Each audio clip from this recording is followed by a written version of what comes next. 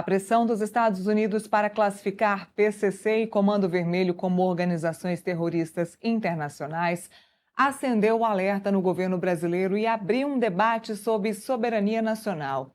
A medida defendida por integrantes da direita brasileira e pelo governo Trump pode ampliar sanções, bloqueios financeiros e o monitoramento internacional das facções. A decisão foi tomada um dia depois da visita do senador e pré-candidato à presidência da República, Flávio Bolsonaro, a Donald Trump.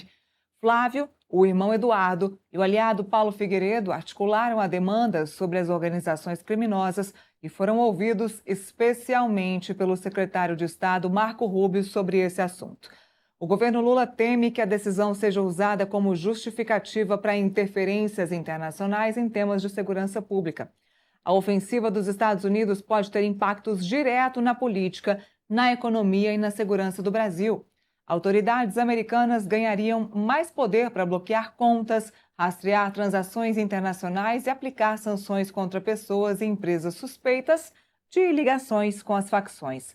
A medida também pode aumentar a pressão diplomática sobre o governo brasileiro por ações mais duras no combate ao crime organizado. A gente acompanha agora a entrevista do repórter André Chaldes, da coluna Andresa Matais, com o promotor de justiça Lincoln Gakia. Olá, o Metrópolis recebe nesta sexta-feira o promotor de justiça do estado de São Paulo, Lincoln Gakia, que ao longo da sua carreira se especializou no combate a facções criminosas, principalmente o primeiro comando da capital, PCC, e é considerado hoje um dos principais especialistas no enfrentamento às facções criminosas no nosso país. Lincoln Gakia, em virtude do seu trabalho, vive há anos já sob um pesado esquema de segurança, enfrentando todo tipo de ameaças e salves do PCC. A gente chamou ele aqui para conversar um pouco mais sobre a designação do PCC e do Comando Vermelho como organizações terroristas por parte do governo dos Estados Unidos, que foi tornada pública ontem. Promotor, muito obrigado por receber a gente aqui para essa entrevista. Muito obrigado pelo seu tempo para falar com a gente. Eu gostaria de começar perguntando qual é a sua opinião sobre essa designação e por que o senhor vê dessa forma. Enfim, o senhor já disse em entrevistas que não vê como uma coisa positiva. Eu queria tentar entender exatamente o porquê e quais são as implicações disso, na sua opinião. Olha, eu quero deixar uma questão bem clara, né? O PCC e o Comando Vermelho são organizações criminosas já de matiz mafiosa, eles são extremamente violentos, eles oprimem a população, praticam atos de extorsões, praticam até atos de natureza terrorista, mas não são terroristas. Tá? Essas organizações, elas na verdade têm finalidade de lucro, né? de finalidade econômica com negócios ilícitos. E as organizações terroristas, elas na verdade têm objetivo meramente ideológico ou político. Tá? Isso causa uma distinção muito clara entre essas organizações brasileiras e aquelas consideradas terroristas, como é o caso do Hamas, por exemplo, o caso do ISIS, né, do Estado Islâmico, do ETA, do IRA. Então a gente precisa separar essas coisas. O que nos preocupa aqui, de fato, claro que a gente precisa aguardar como os Estados Unidos vai, de fato, aplicar essas classificações, como que se dará isso no Brasil, mas, a princípio, pode ter algum tipo de sanção de natureza econômica para instituições financeiras que têm algum tipo de negócio, já tiveram com grupos ou pessoas ligadas ao PCC ou Comando Vermelho, ainda que involuntariamente. E também esse assunto passa a ser tratado pelo Departamento de Defesa americano como um assunto de defesa e não mais como um assunto policial, pelo Departamento de Estado. Então, isso quer dizer que a CIA passa a ter atribuição e as Forças Armadas para o combate. Claro que mantém também o FBI e a DEA, porque essas organizações elas se dedicam ao tráfico internacional, mas a gente pode ter algum tipo de prejuízo na troca de informações diretas com as autoridades policiais se as informações forem classificadas como confidenciais ou secretas pelos Estados Unidos. Então, tudo isso pode ocorrer em tese, evidentemente, mas a gente precisa aguardar, né, o desfecho e como é que isso vai, de fato, se desenvolver a partir da classificação. Entendi. Bom, uma das coisas que, assim, pelo que a gente já sabe preliminarmente, né, e o senhor colocou muito bem, não dá para saber exatamente como eles vão aplicar isso a partir de agora. Mas uma das coisas que se sabe preliminarmente é que essa medida ela facilita o congelamento de ativos de pessoas e entidades eventualmente ligadas às facções. Nesse sentido, não é uma coisa positiva a questão da asfixia financeira das facções? Não é uma ferramenta a mais para esse trabalho? Veja, nesse sentido, seria positivo. Claro que a gente está falando aí de congelamento, de bloqueio de ativos dentro dos Estados Unidos, tá? E isso é tomado através de uma autorização administrativa do Tesouro Nacional. Não vai ter ordem judicial norte-americana para isso, tá? Não tem um processo judicial para essa designação. O problema é em relação às relações que pessoas que, porventura, forem ligadas ao PCC tiverem, por exemplo, com o mercado financeiro brasileiro, uma instituição financeira brasileira, e essa instituição ela estará, de alguma forma, ligada ao sistema bancário norte-americano e pode sofrer algum tipo de sanção por ter aceito uma conta, por exemplo, de uma pessoa ligada ao PCC. Então, essas sanções de natureza econômica, eu acredito que são perigosas, né, para o Brasil e principalmente para o sistema financeiro. Entendi. Então, o temor do senhor é mais no sentido de que isso possa vir a atingir instituições que, assim, não necessariamente, eventualmente teve um uso indevido de um fundo e tal, mas que não são integralmente, digamos assim, devotadas ou criadas pelas facções, são instituições amplas que todo mundo usa e aí elas podem vir a sofrer em decorrência disso. Seria isso? Seria exatamente isso, né? A gente viu a situação, por exemplo, do carbono oculto, né, que dinheiro de organizações criminosas, não só do PCC, foram parar em gestoras de fundos, que por sua vez foram parar em fintechs, em contas de bancos até conhecidos, às vezes sem que a instituição bancária tenha conhecimento lá atrás da origem, porque esses fundos normalmente são camuflados, né, por diversas camadas, mas se o governo norte-americano, o Tesouro, quiser, ele pode sim aplicar uma sanção por achar que a instituição A ou B negligenciou nos cuidados aí de não impedir que dinheiro oriundo de organizações criminosas fossem parar sob sua gestão. Então, tudo isso precisa ser considerado com muito cuidado. Nesse caso da carbono oculto que o senhor citou, teve inclusive uma questão envolvendo a Caixa Econômica, né, que naturalmente é uma das principais, das maiores instituições financeiras do Brasil, mas em algum momento ali teve um dado grupo que conseguiu se apropriar, conseguiu criar relações com os servidores, né, funcionários da Caixa, e aí seria esse tipo de preocupação. Tem uma outra coisa, promotor, que as pessoas levantam, que é a possibilidade disso abrir brecha, abrir margem para uma intervenção mano-militar dos Estados Unidos, uma intervenção armada no Brasil. O senhor vê como é que o senhor vê essa preocupação? Olha, do ponto de vista legal, é possível, porque a legislação norte-americana, em casos de terrorismo, ela permite que os Estados Unidos pratique ações fora de seu território sem o consentimento de outras nações que são envolvidas nessas operações. Tá? Isso é uma previsão legal prevista na legislação norte-americana. Não quer dizer que isso vai acontecer, eu acho até pouco provável, né? É uma hipótese bastante remota de ter operações militares dos Estados Unidos dentro do território brasileiro, sem anuência do governo brasileiro, porque a gente tem aí relações comerciais e diplomáticas históricas já seculares com os Estados Unidos. Eu acho que isso é muito difícil de ocorrer, mas é possível, né? Intervenção da CIA, por exemplo, operações secretas, também podem ocorrer, inclusive dentro do território brasileiro.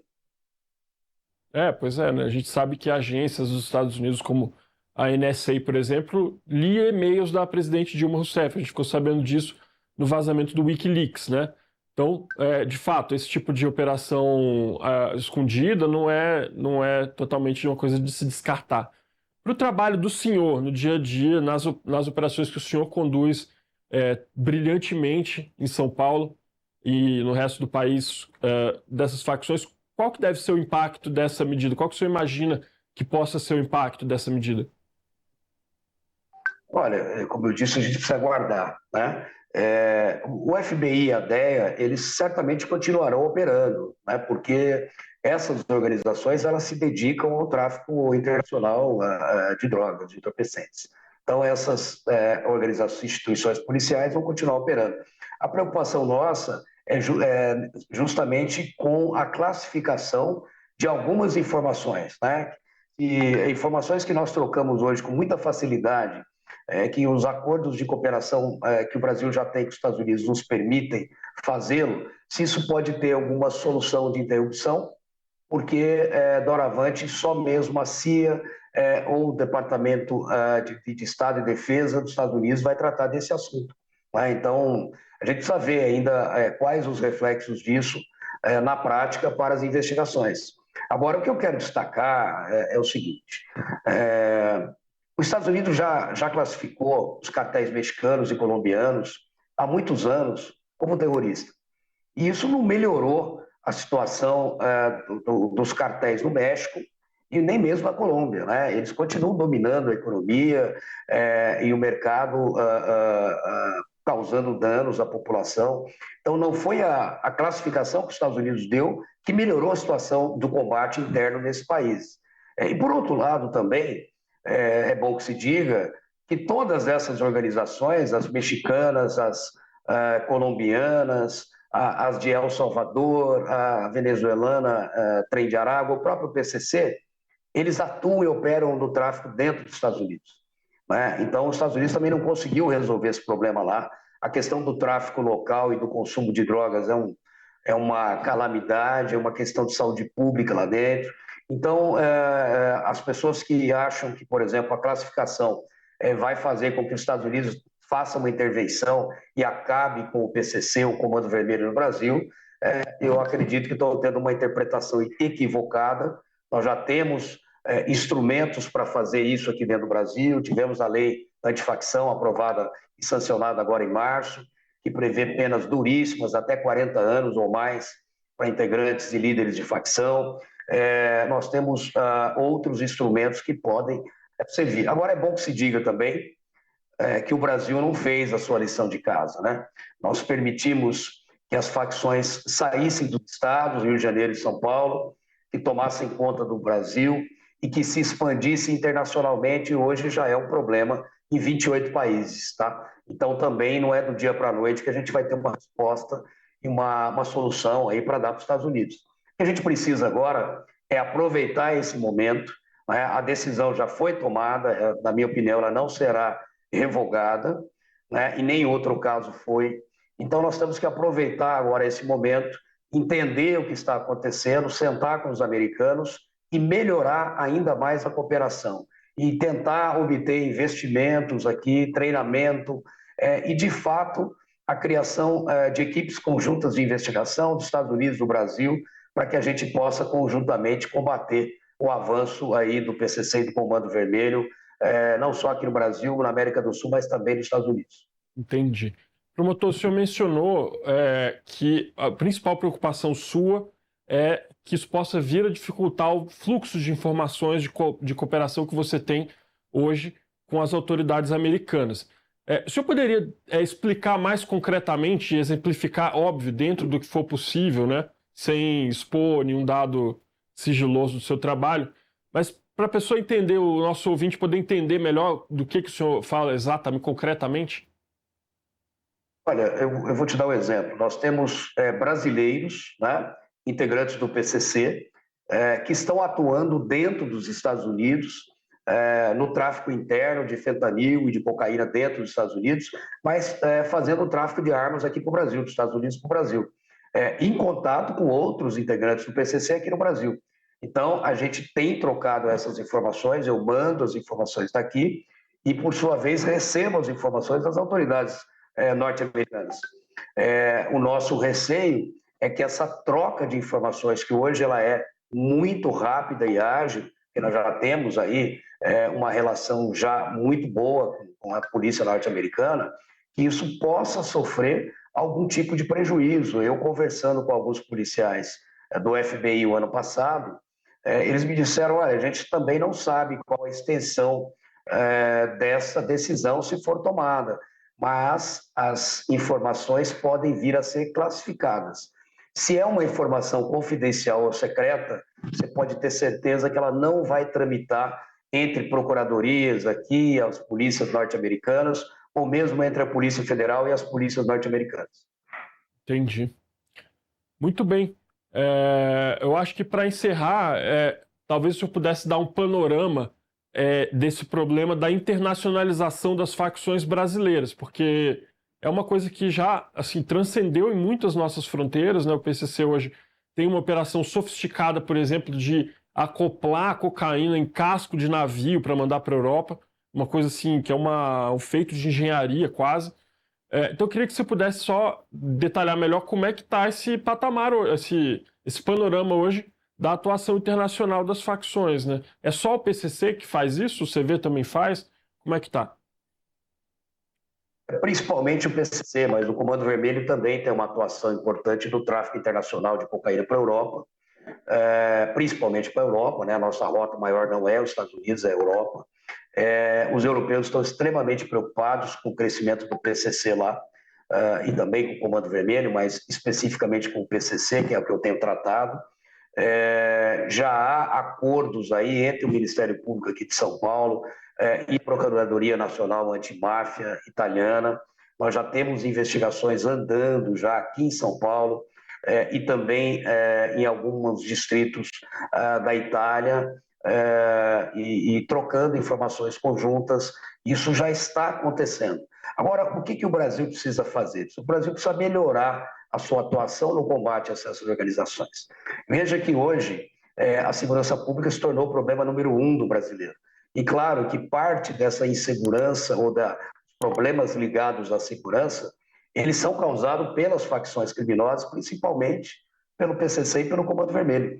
Então, o Estado Federal brasileiro e os Estados federados, eles são responsáveis, né, por esse crescimento, porque não agiram da maneira e no tempo em que isso deveria ser feito. Eu tenho cobrado aqui que muito mais do que cooperação internacional, a gente precisa ter cooperação interna. A gente precisa ter trabalhos conjuntos e integrados entre as forças federais, com as forças estaduais, com os ministérios públicos, para que todos nós, independente de questão político-partidária, nós possamos atuar aí em prol da população, combatendo essas facções internamente e também externamente. Certo. E quando só se me permite uma última pergunta, e sempre quando se levanta essa objeção de, não, mas isso foi um problema aqui dentro do governo federal e dos governos estaduais, e aí alguém pode dizer, não, na verdade a Constituição diz que a segurança pública é uma atribuição dos governadores, portanto não é culpa do governo federal. O que o senhor diria a respeito disso?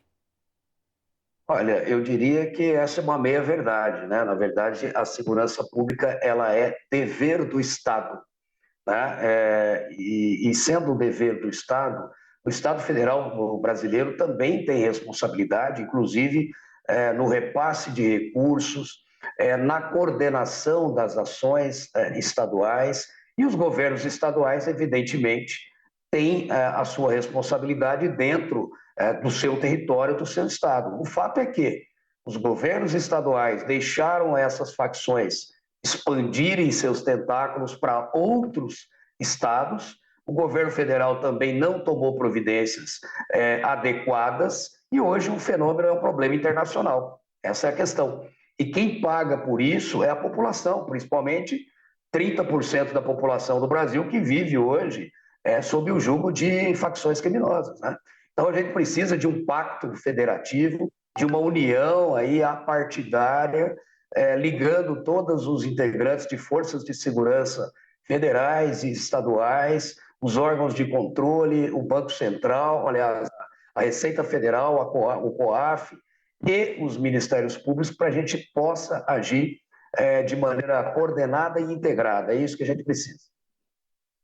Doutor Lincoln, muito obrigado pelo seu tempo. Eu sei que você deve estar correndo hoje, então eu vou te liberar para poder trabalhar, mas agradeço demais a sua disposição de falar com a gente, com o ouvinte e o leitor do Metrópolis. Muito obrigado. Muito obrigado, foi um prazer.